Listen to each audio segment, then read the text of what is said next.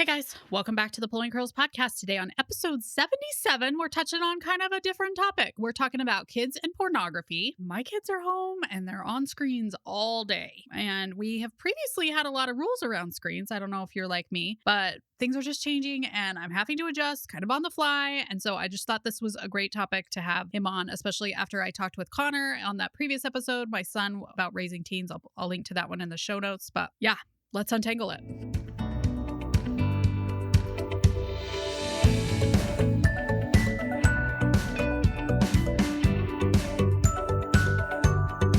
Welcome to the Pulling Curls podcast. I'm Hillary, your curly-headed host on the podcast where we untangle everything from pregnancy, parenting, and home routines.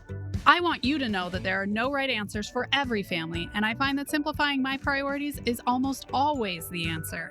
It's tangled, just like my hair.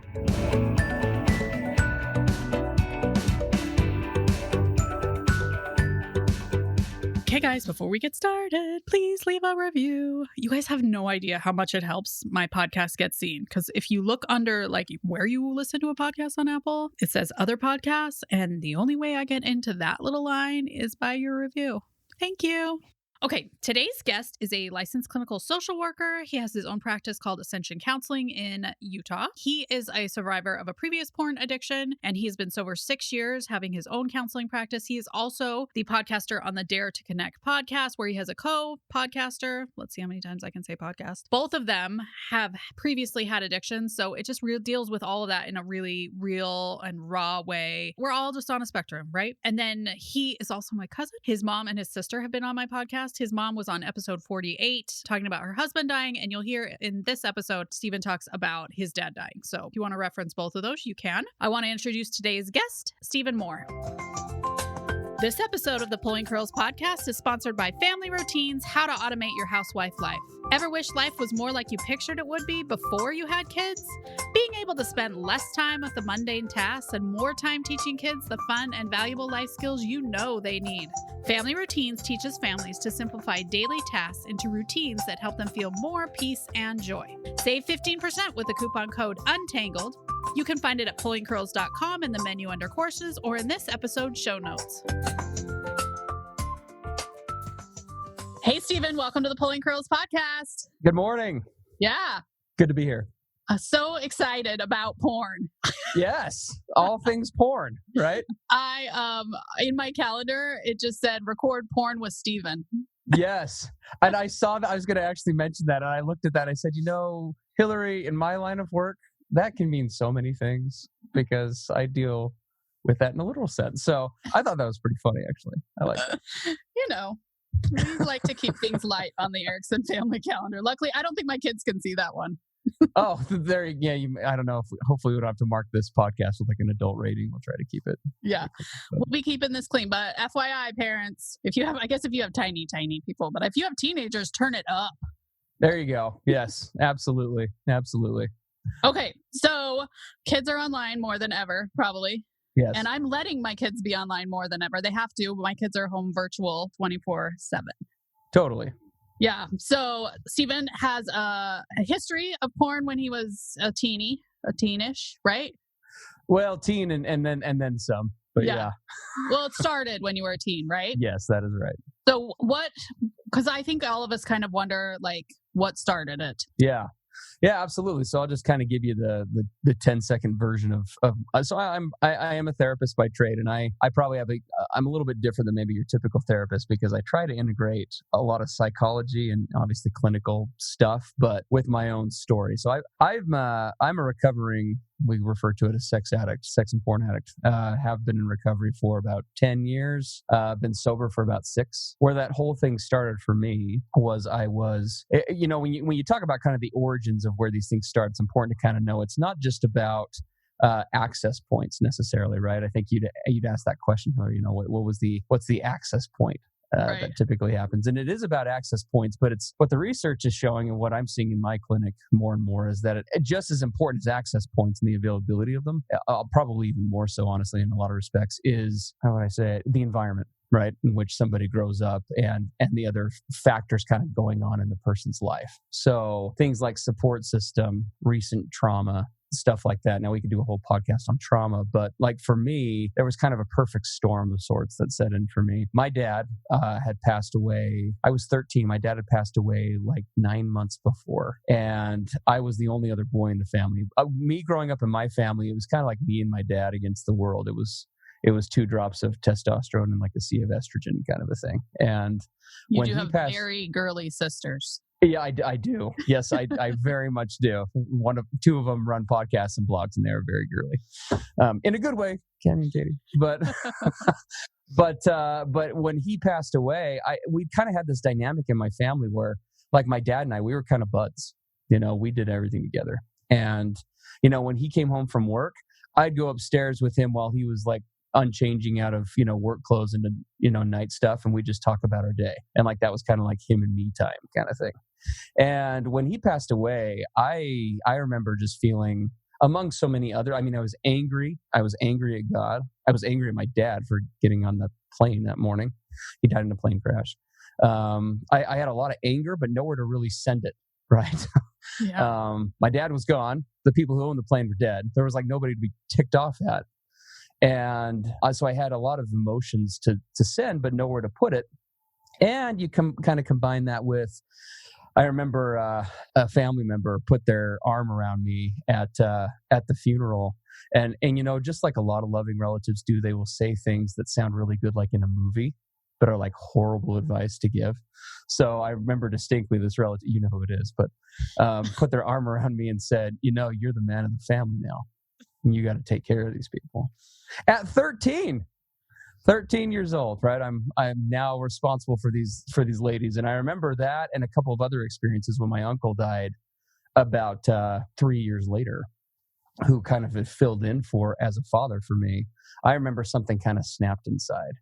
And what it brought about was this extreme sense of emotional isolation. It was this notion, we call it trauma, but it was this idea of, I can't open up to people, because if I do, they go away. So I became really, really isolative, and was kind of living this outside stoic existence with my sisters and my mom. But insular, I was just dying inside. And it was right at this kind of maturation point when most guys get sexually curious, when masturbation usually starts to become an experimentation type thing, and for women as well. And all of a sudden I found this thing. I discovered masturbation, and I found this thing that all of a sudden made all my problems go away. For 5 minutes, for 10 minutes, I didn't feel anything bad.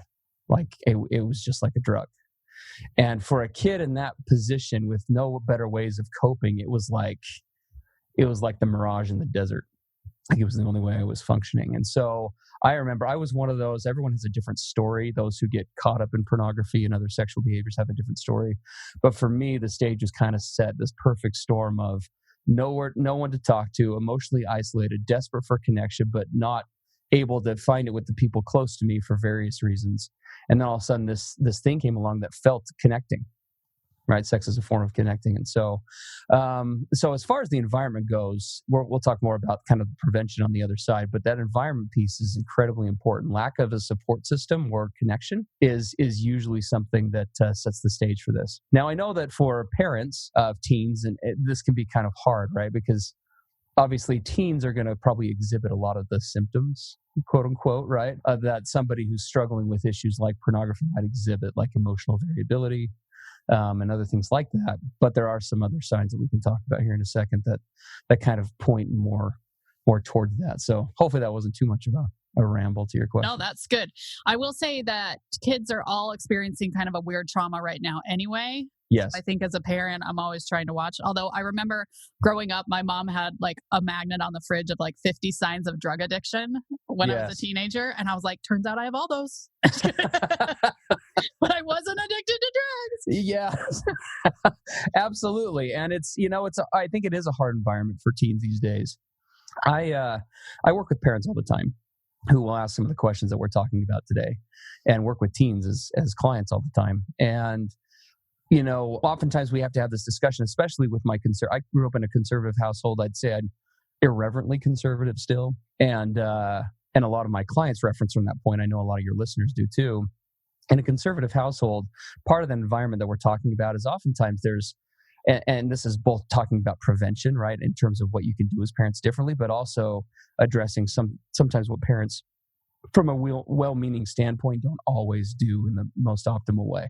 Like when I grew up in my household, now you knew my parents, and they were great people. They are great people, right? No complaints at all. But I mean, there was a feeling in my household growing up. Maybe this is incorrect, but like if I was to come to the dinner table and have said some sexual term, like just had said, like, I heard this word today, what do you think?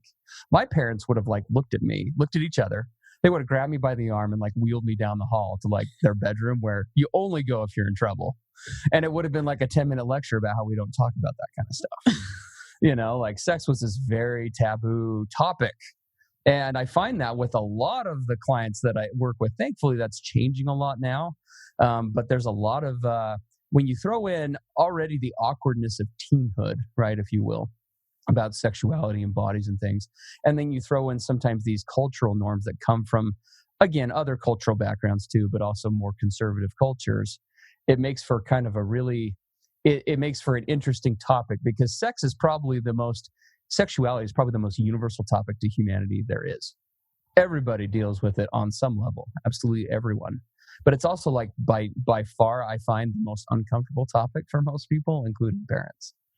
And so oftentimes without even knowing it, parents can kind of be that tabooness attached to it. Like when my mom, this is kind of funny. When my dad, because when my dad, my dad gave me the talk, I remember we had the talk, and it was, again, very solemn experience. It's back in dad's bedroom, which it's like, oh crap. You only go back here if you're getting beat or something. And he sits me down and he said all the right things. Like he did all the right things. But here's the thing. My dad was a CEO of a company, and I had seen him like face off with like big wigs in meetings and things and heard it through the walls. And I'd seen him work in different religious positions and things. Even though he said all the right things, that man was more uncomfortable during that conversation than I have ever seen him in my entire life. And at the end of it, he was like, so if you have any questions, let me know. And the one thing that I thought was, there is no way on God's green earth I am ever going to ask you questions about this because this was just weird. Right. Yeah. So anyway, that kind of takes us to the normalizing the conversation. Although I have to say, knowing his dad, so our grandpa, he probably made leaps and bounds from Maynard. Oh, I'm sure. I'm trying to think quantum leaps. Yeah. Probably. Absolutely. Well, and it is a generational norm. Our grandparents, I don't think were really any different than the typical. Most of the clients that I work with some elderly clients as well. And I say elderly, I use that term mildly. They're like in their 60s, mid to late 60s. And for them, one of the biggest barriers is them just opening up in my office. Like they know they need help, but the thought of talking to some kid like who's a little more than half their age about what's going on in their bedroom is just like the most horrifying concept on the planet. Yeah. And once we get them open up and talking about it, then we make some real cool changes. But that's a pretty strong norm for that generation. So I would agree with you. It has been a boost since. Hopefully we're all making progressions, right? Our kids are going to do it so great. They're going to have great conversations. That's probably what our parents said too. But yeah, absolutely. Okay, but how did you what did you look at first? Or did you read? Yeah, I can talk about that. So access points. So for me, and this is kind of an important thing to note, not all pornography is created equal. I during this time, right, kind of leading up to getting caught up in like masturbation, I was, again, lots of pain, struggling for anything. And some listeners may not even remember what this was. We used to get the newspaper at my house like every day. And usually we got a couple of them because my mom worked for a newspaper. So we were getting multiple, and then we'd have the Sunday ads and all that stuff. And those, especially on Sundays, but other days too, were those, I still remember distinctly, JCPenney women's underwear catalogs that would come in the mail.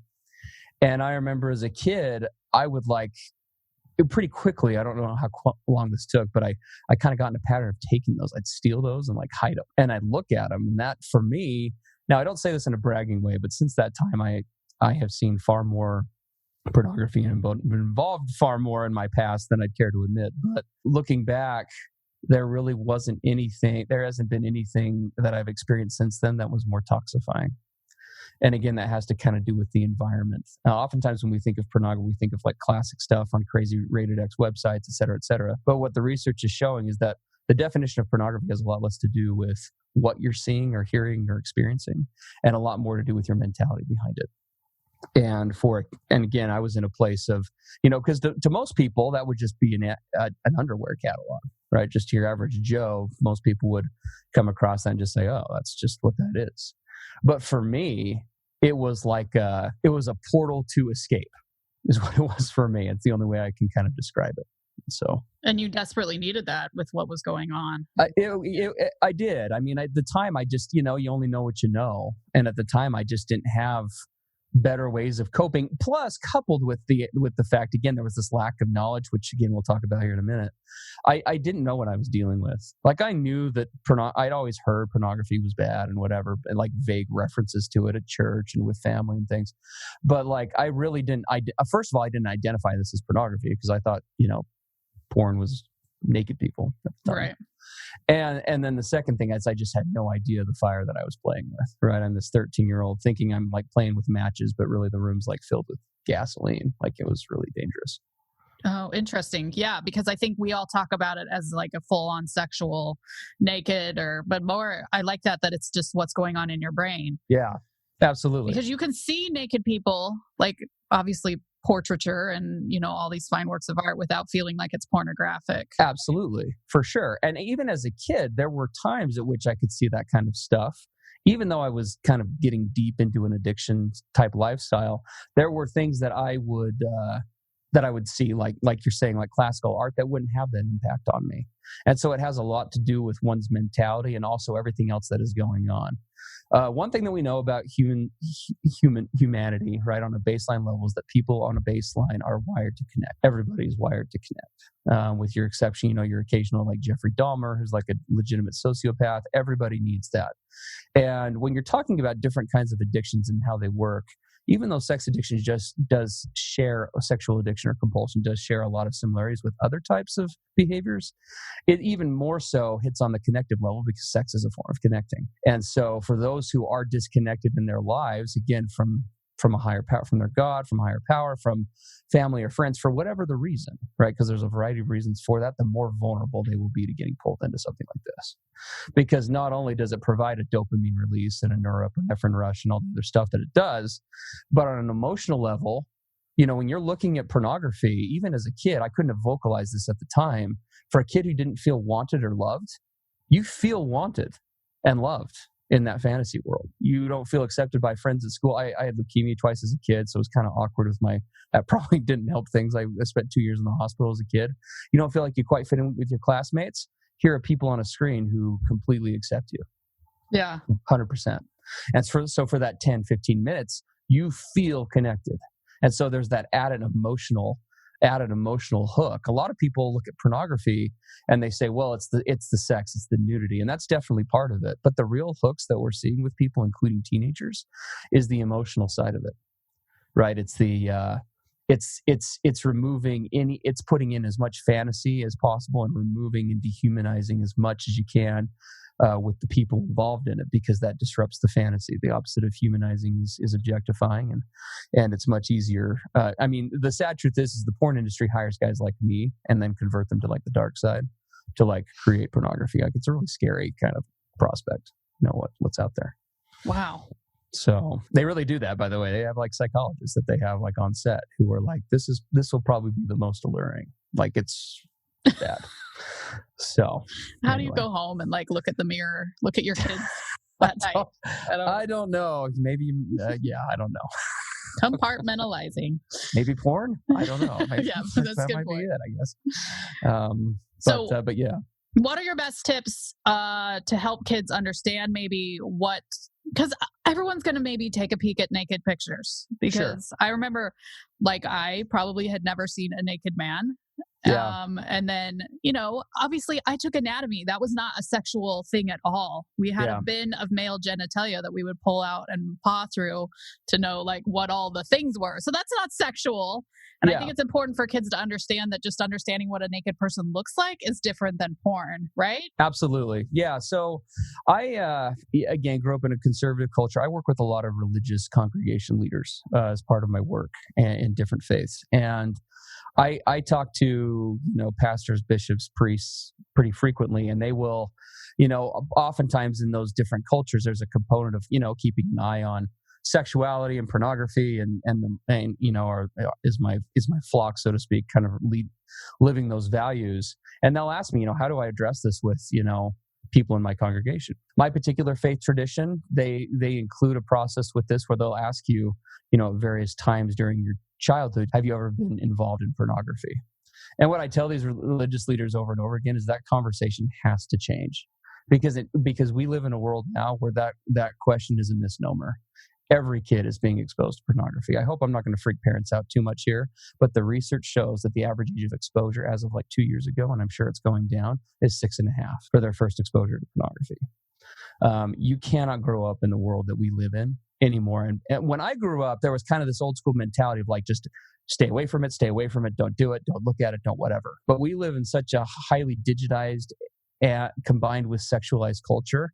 It isn't a question of if kids are running into pornography. It's a question of what do they do when they do. Most kids by the age of 10 have already, because all it takes is one kid on the school playground with a cell phone their parents gave them with no restrictions because the parents are, not in the know or not keeping an eye on it.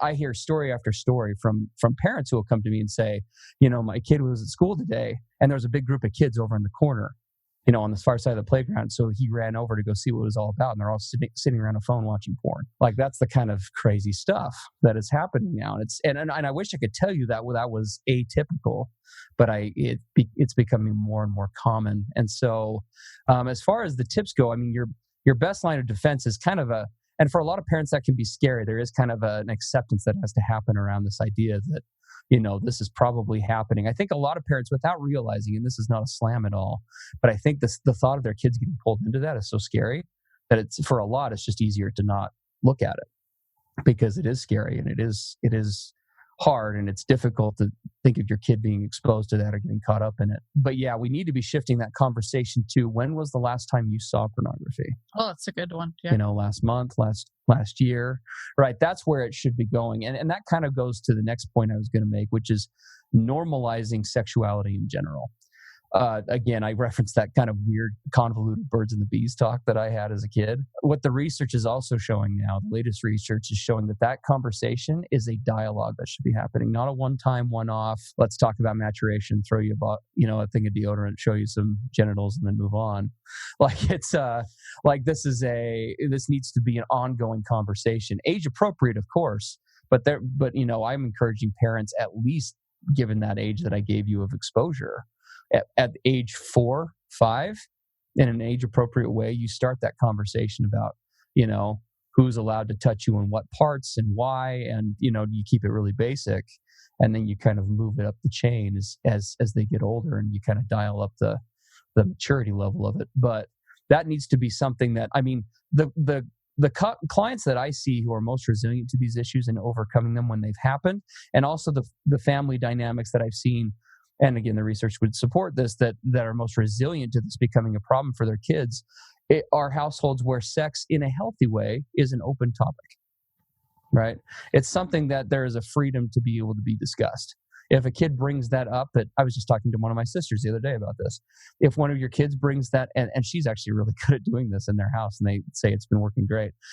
If somebody brings up something sexual or says a term that they heard in school and they just ask, the parents don't shy from it. They immediately just address it. And they just say, well, that's actually what this means. And if you want to talk about it more after dinner, we don't usually like say that in everyday conversation, but here's the definition. Let's talk about it more afterwards if you want to. Yeah. And they'll just address it right on point. There is no ushering you into the back room and or shying away from it or hushing or anything. It's we normalize it, and normalizing that conversation is going to be a parent's number one defense against this becoming a problem, because the more we create a sense of shame around sexuality, which oftentimes we do in conservative cultures without even, it's not intentional, but the more we create kind of a culture of shame or isolation around it, we tend to set the stage for this becoming an issue, because when kids become exposed, when there isn't that dynamic where they don't have people where they feel like they can go and talk to about it, then they will keep accessing the sources that they originally got the information from for more information about it, which is not a good way to go. Right. Because your kids, I mean, everyone listening, I guarantee you your kids are talking about sex. If they're, I mean, this is being really conservative, it's probably earlier than this, but if they're 10 or above, those conversations, at least intermittently, are happening. And you really have two options when it comes to sex and your kids. You can teach your kids about sex, or their friends / the world will teach them for you. There really isn't a door number 3. And so the more you can get ahead of that as a parent and be the one to be able to say, look, here's how this works. This is what this is about, and you create that dialogue and you normalize the conversation, then it becomes a free flowing thing, so that when they are exposed, when they do have an issue, it isn't this immediate, oh my gosh, what are my parents going to think? Oh, we've been talking about this for forever. Right. It's just like talking about vegetables. Yeah, exactly. And now a lot of people have a problem with that. In the book that I published, there's a chapter that I named "Because It's Secret or Because It's Sacred Should It Also Be Secret." Again, a lot of conservative cultures, including myself, reference sex as a pretty sacred topic, and I am in that camp. But too often in our culture, I think we convolute terms like sacred with secrecy. Simply because something's sacred doesn't mean that it shouldn't ever be talked about or discussed, at least to me. That is what I'm finding more and more, is if anything, those should probably be talked about more so. There is a way to have a conversation that is with your kids about pornography, about sex, that doesn't have to be in any way crass or convoluted or degrading or anything like that. Because again, sex is something that it's probably the most human part of humanity. But it is fascinating how squirmy we tend to get culturally when it comes up. It's like, sex, I don't want to talk about that. Yeah. I have to say my talk with my mom was not any better than yours, probably because they had the same talk as a kid. And when I had the talk with my kids, I'm just constantly like, this is biology. Like, you talk about biology all the time. And I always had with my kids, and they knew a lot because I've worked in labor and delivery. And probably at age 4, a kid was like, well, how could a 12-year-old have a baby? And I was like, yeah, she's not married. She's not married, is she? And I'd be like, no, you don't have to be married. And so you always end up having those kind of conversations. But nice. Take the nurse route. I like it. But you're constantly like, biology class. Like it was just in my head. It's just biology class, because my biology teachers, and obviously in anatomy, I mean, it was weird to pull out the bin of male genitalia, but it's just something, same as like pulling out an arm. We had a bin of arms. So yeah, totally. Absolutely. So it's one of those ongoing things. And something that, I think as parents, it's much easier said than done, obviously. Okay. So obviously kids are going to see it. Yeah. And we need to be open and honest about those things. But what are some things that parents could notice that it's like really starting to become an issue? Yeah. So, gosh, I honestly, I was kind of the poster boy at that age for what you should be looking for. One is emotional withdrawal and isolation. Okay. And kind of coupled with that is emotional variability. So reactions on both sides of the spectrum, both happy and sad, that don't seem to kind of correlate with what's going on with that kid in that kid's life. Uh-huh. Also, you want to be looking out for, now we could and probably should do a whole podcast one day on shame. But, a lot of shame-based responses are typical with kids who are getting caught in this, again, especially in a conservative household. And so there will be a lot of secret keeping, a lot of secrecy. There's a high resistance to the topic if it's brought up. Defenses immediately go up, and there's just like flat out vehement denial. Right? Yeah. Like, it's not just like, no, I don't have a problem. It's like, no, I would never do that. Never in a million years. Why would you say that? I can't believe you'd say that, Mom. Why would you say that? Yeah. Right. So those would be things to also keep an eye out for. Now, the problem with this, and I recognize this, is that what I'm describing is probably describing teenagers in general to some degree, which can be kind of a challenge. But that's where that open dialogue and that conversation comes in. If you suspect that there's a problem, if just because you haven't started that conversation doesn't mean that you can't start today. And for a parent, that means getting really brave, because you have to be comfortable with the subject first before your kids are. This is not a topic where you can pull. Kids are far more aware than parents oftentimes give them credit for. At least that's what I'm finding in my office. And many kids have the same experience that I kind of vocalized, where they pick up on the nonverbal cues more than we realize. And you have to be comfortable in your own skin to talk about this topic in a very on an appropriate level before you can kind of do that with a kid. But you can start that conversation today and get that dialogue going. There are a couple of other things as far as so those would be some of the signs and the symptoms. But yeah, low self-confidence, low self-worth, again, emotional withdrawal. I know that does describe a lot of kids at different times, but that's going to be definitely some of the not oh my gosh, my kid has a porn problem, but I should probably take more of a look at this. Or maybe a deeper check-in where you go out to dinner. Yeah. And you call that kid one-on-one. Yeah. Totally. Absolutely. And just, again, make it as not casual, but make it as just normal as possible. Like, this is okay. Like, you're a sexual person. I'm a sexual. We're all sexual people. Like, let's just have a conversation. Right. And so that would be probably the best thing. As far as preventative measures go, I will just put in a quick plug for monitoring software. Can be good at this age. Later on in life, like with between couples and things, there's kind of some mixed info. We'll talk about that another day. But as far as kids go, monitoring software can be really good. What I recommend to most parents are softwares that include a black and white list feature. A lot of parents haven't heard of what that is, but essentially what that means is there are programs out there. I won't advertise any specific ones on the air. I should get a commission, but there are some really good ones out there that include the ability to create what's called a whitelist and/or blacklist. And so what that essentially does is, on all the devices that this program is on, it redefines what the internet is. A lot of kids, including myself, are pretty more tech savvy than their parents. And there are all sorts of creative ways that a kid can get around the search terminology and stuff. When you type stuff into a search bar that normally would be circumvented by like your typical filter. Nice thing about a whitelist filter is that what you do is you put in like the list of, 50 websites or whatever it is that your family uses, right, that are safe for school, for work, for whatever. And you create that list, you click save, and for that device, that has just redefined what the internet is for your device. So there is no internet outside of these 50 sites unless somebody changes the settings. Yeah, that's getting hard now, though, especially because they're like, we've had to allow YouTube, basically. I mean, we have kids safe, but they have to look at videos in class for YouTube. Now I'm like, great, that's super. Yeah.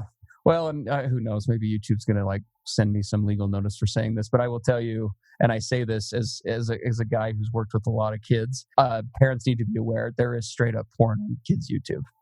Don't be fooled. I think they do a pretty good job to try and monitor it. I don't know that it's YouTube's fault, but there are how many videos uploaded like every minute. I have had kids report and have seen access to adult content on YouTube Kids, the kids version or whatever. So yeah, it's a good kind of starting point, but you really want to, that's where kind of the monitoring piece comes in as well, because that allows you as a parent to periodically kind of check in and say, okay, they were on YouTube, but what were they actually watching? Yeah. Right. Like what was actually coming up on the screen. Yeah. So, but yeah, that would probably be I think coupling that with the other stuff is important, because kids are just going to be inherently curious, right? Again, most kids have, because of the culture that we're in, they're going to either be exposed to it or expose themselves to it. And as parents, I think that there's a lot more value in instead of trying to insulate your kids from every sexual source, because that I work with parents who do that, and it's kind of like a sexual Cold War with your kid. Instead of facing off like, Russia with the US, it's like we're trying to outwit each other. You're going to find much more success by opening the dialogue, putting some filters and some barriers in place, making sure that those devices, there's some accountability with those devices, and then keeping that dialogue going forward. That way you maintain the trust level with the child, with your children, so that when, like I said, other issues come down the pipe, be they sexual or otherwise, you haven't lost that. It hasn't become you want to avoid at all costs the you versus your kid mentality, right? You want this to be collaborative as much as you possibly can. Yeah, I will say we had filters with my oldest, who is now a computer science major, and he got around everything. Sure. Yeah. Because then it was just a toy. Like, how can I beat the system? It was us versus him. So that's not. Absolutely. And I remember doing the same thing. There's actually kind of a thrill for a guy who is more compulsive or addiction oriented with this, because that does happen on a spectrum. Not everybody's an addict who accesses this stuff, but there is actually a high that kind of comes from that. I remember feeling that. That was like half the rush. Was like, hey, can I beat the filter? Get around the whatever, So in addition to everything else you feel in the experience, now you've got this sense of like power, right? And I know that may sound weird to somebody who's not been exposed to this stuff, but for, again, a kid or even an adult who's craving those kinds of feelings where they feel so powerless in their life, where they don't feel smart or intelligent, when they do things like that and they're able to one up the man, or whatever, there is kind of its own high of sorts. Man. Kids. I know. Sorry, I hope this isn't like too much info. Okay, so if you find that your kid does have an issue, like you've confirmed it, you've talked with them, obviously parents, if it's an addiction type, they need to get help. And what do you even look up? Like where do you go? That's a great question. So I'm a licensed clinical social worker, which is the state license that I have that says it's okay for me to talk to people about hard stuff.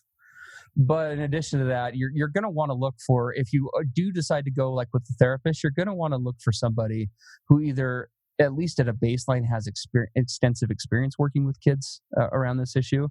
But there are some certifications to look for as well.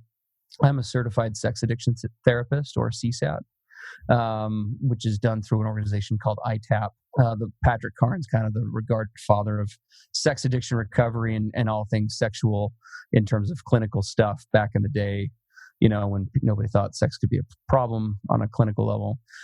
He's the one who kind of founded that whole organization. So looking for somebody with like that CSAT moniker is a good baseline. There's a lot of heavy training associated with it. I kind of was like a second master's degree to go and do that for me. So that's where you would want to, I think, start the most. And then also do look at references and reviews, because I will tell you, all the love in the world to my colleagues, but not all therapists are created equal, and not every therapist is a good fit for every client. And so those would be things that you'd want to kind of look for on the outset. There are some good resources for you to go to as well for parents specifically. Many of you may be familiar with this. It's gained some pretty national and international prominence, but Fight the New Drug is an organization that is actually based out of Utah, ironically. And it is a website and a resource for kids and teens, all things kind of pornography related for parents and teens. They've got everything on there from research to facts to personal stories and videos of parents and kids, dealing with this issue, to all that stuff. So it's a great way to educate yourself with it. There's no religious affiliation to it. They very much come at it from here are the societal and the emotional impacts of pornography. Right. Oh, that's great. Especially if you're a parent and you're just like, I don't know. I don't even know where to start. Yes, that would be a great resource to go to. They also have some cool programs that kids can even participate in. If you do find that your teen is having an issue, they have a program. I should be getting a cut of the commission here. Clay Olson, he's the founder of it. Clay, I hope you're listening to this. They should. There's a program that they have called Fortify, which is for teenagers, which is kind of like an online accountability journaling program that can take kids on an individual level through creating some mindfulness and some other therapeutic awareness around the issue, and actually give them help on working on it on an individual level where they don't have to go see someone. Now, that's probably not nearly as effective as seeing a therapist, but it's like $10 a month, and obviously it might be a good starting point. So yeah, there are other programs out there like it as well, but that's probably the best one that I know of for teens. Oh, that's great. That would be really helpful. What about sending them to their clergy? I would say that if that is part of the faith tradition, and if you as a parent are comfortable with the individual, I think I don't think that that's a bad idea. I think that it can be a really good idea. The big thing that you want to keep aware of, though, is that, again, in conservative cultures, and my faith tradition is one of these, the old school sort of thinking around addressing this issue was really focusing on kind of the moral argument behind it. Now, it's not to say that there isn't such a concept of right and wrong, because that obviously exists, but I am a living, breathing product of what happens belonging to an organization where for like over a decade, their main approach to it was just don't do it, and here's all the unique ways in which you're going to burn in hell if you do it. right? That just never resonated for me. It actually created more shame and hopelessness and feeling like I wasn't enough. Where you're going to find the most traction is with clergymen or people out there who are able to say, yeah, you know what, there is a moral argument to be had about it. But before I bust open the Bible and tell you all these, things about how wrong this is, like, let's talk about, like, how is it impacting you? Have you noticed any changes? Do you feel better or worse when you look at it? Right? Like, asking, rather than going straight to this right and wrong moral argument, if you want to be looked at both as parents, but also with, like, clergymen, you'll want to be, and same thing with therapists too, because there are some of those as well. You want to be looking for people to have that discussion and open that dialogue first, because that is what's really going to resonate and be helpful to a kid struggling with it. They're already embarrassed about it and feel a lot of shame around it already. Piling that on does not induce, at best, psychologically, that induces short-term behavior change. It kind of compels a person to change, but it doesn't induce conversion.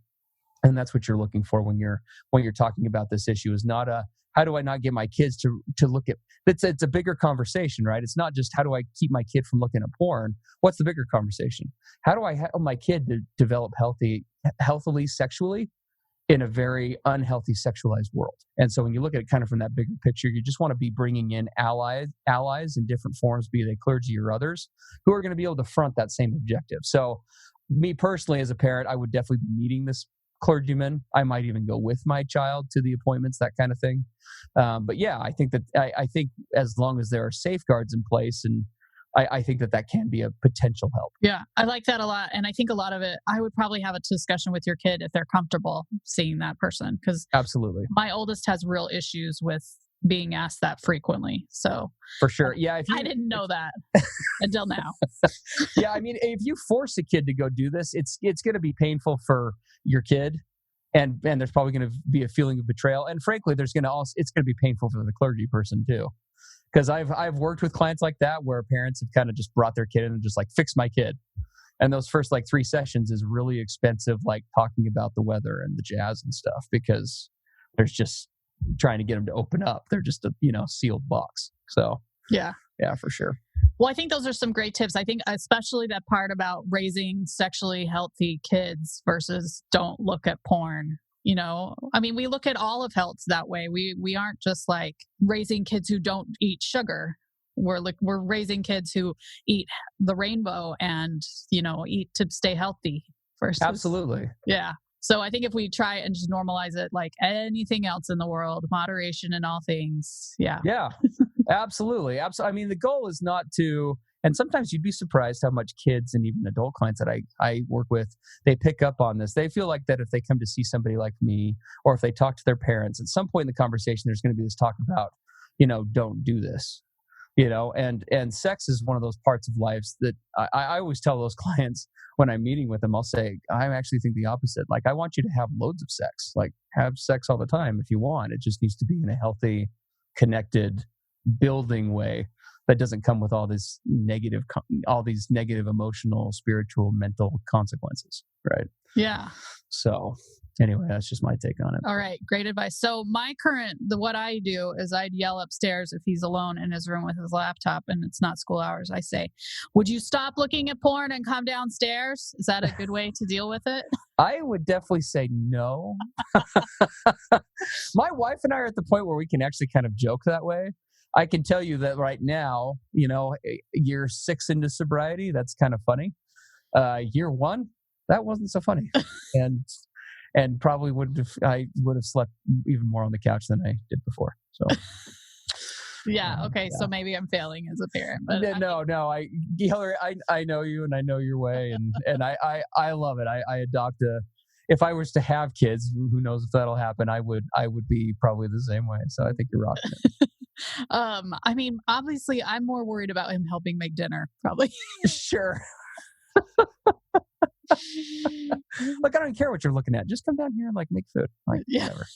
Make my life easier. Yeah. Exactly. It's all right. Awesome discussion. We're going to have Stephen back on to talk about it in marriage. Today we talked about it in kids, but I think it's an important discussion in marriage. So we're going to have a second episode. Stay tuned. Yes, if you're up for more trauma, come on back. Porn the sequel. That's right. All right. Thanks, Stephen. Thank you. Okay, a little longer than our usual episode, but I didn't want to stop it because I just think it's really good details for us to think of as parents. I just like the idea that we're trying to create healthy sexual individuals rather than so focused on no porn ever, yada, yada. You know what I'm saying? So, like I said at the beginning, we're all just on a spectrum and we want our kids to be able to be healthy, normal adults who live functioning lives and have connections and attachments with other people. So he does actually have a program coming out on April 12th, so stay tuned. I like this episode so much, we're going to have him back on talking about adults and porn addiction. So I think that will be really interesting. His course will be out in April, so stay tuned for that. And you can also find him again at the Dare to Connect podcast or Ascension Counseling. So if you want to learn more, there's lots of places. I'll put all of those links in the show notes. Thanks so much for joining us today. I hope we helped smooth out a few of the snarls in your life. We drop an episode every Monday, and we always appreciate it when you guys share and review. Until next time, we hope you have a tangle-free day.